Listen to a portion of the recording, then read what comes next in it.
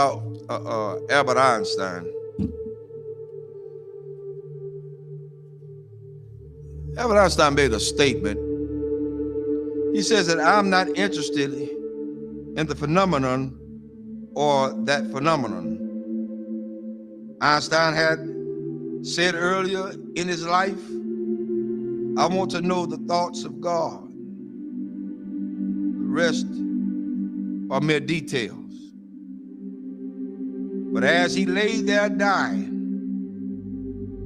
in the Princeton hospital, he must have understood that these were secrets that God was clearly keen to hang on to. You know what the secret is? Love. Love. Love.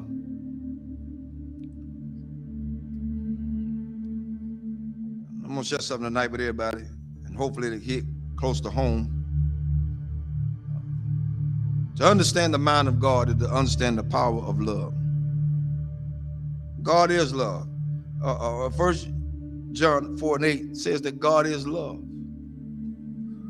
Without love, there would be no forgiveness. Without love, there would be no structure. Without love, there would be no mercy. Without love, there would be no kindness. Without love, everything else would go completely out the window. I learned this week. Took some people to let me know that I was still hurting. And I'm gonna let everybody know tonight. This is my reality. Not to slight anybody. A lot of things that I know I hadn't always done right, hadn't been right. But I had an incident this week to wake me up real good. At certain points, we can give our children what we didn't have so much until we forget about teaching them structure. This week, I learned at some point you won't be respected. And that's for everybody. You're not going to be respected because they feel the way they feel. They're emotionalized. They're emotional creatures. Therefore, they don't know. But I did the one thing I thought that I would never do. Turn and walk. That's where I was. But I found out that I had a whole halo of hurt that I'd never been released from.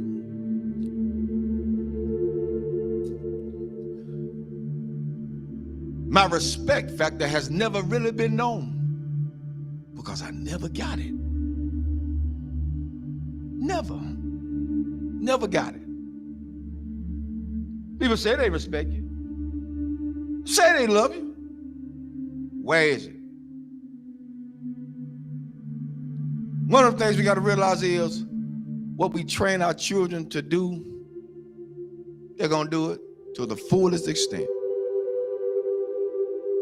If you let them be into your business as adults, then they're going to have all rights and privileges to say what they want to say, not knowing the outcome of what could be. But I learned something. Even though I went through all that hurt and I'm still hurting, that's all right. I don't mind it. I'm going to go through this thing. I'm going to go through it. Because at this point, I don't owe nobody nothing. I owe God himself. For me, I did what I needed to do and walked away. I did what I had to do and walk away. And it ain't easy. It ain't easy trying to do right and you still get damaged. It ain't easy. God help me tonight. It is not easy.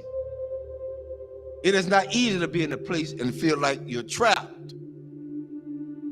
Because even when you do good, evil is always present.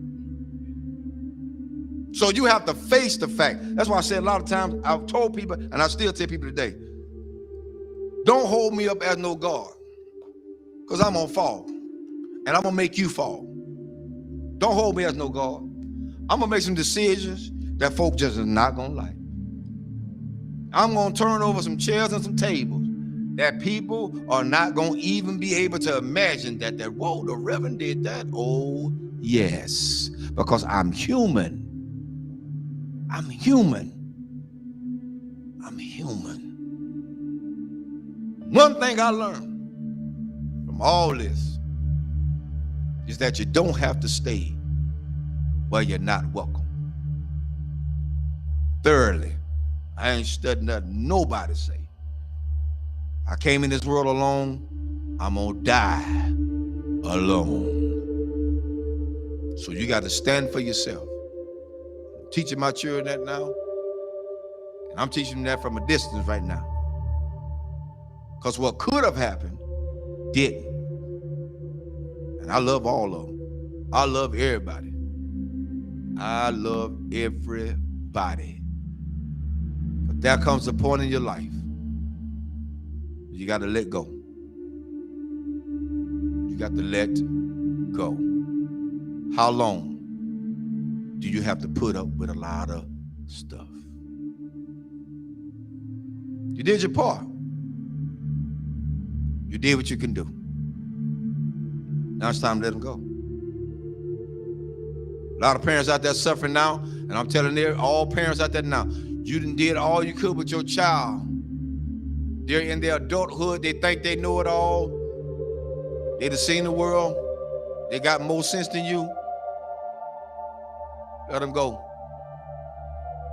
Release them in the Lord's hand. If you get in the way, you get in the way of God's hand. Get out the way. Because whatever God got for them, that's what he's going to get. Well, that's how it is. Children shouldn't be involved in the parents' business. Amen. I'll say it again. Children should not be involved in their parents' business. Whatever go on between those two, that's their problem. Not the children. But the children are affected by it. But guess what? It's up to those parents to sit the children down and talk to them together, not apart. Together. Together. You want to stop a whole lot of confusion? Talk about it together. You don't want to break down the communication? Talk about it together. At this point for me going forward, that's what we're going to do. And if they can't do that,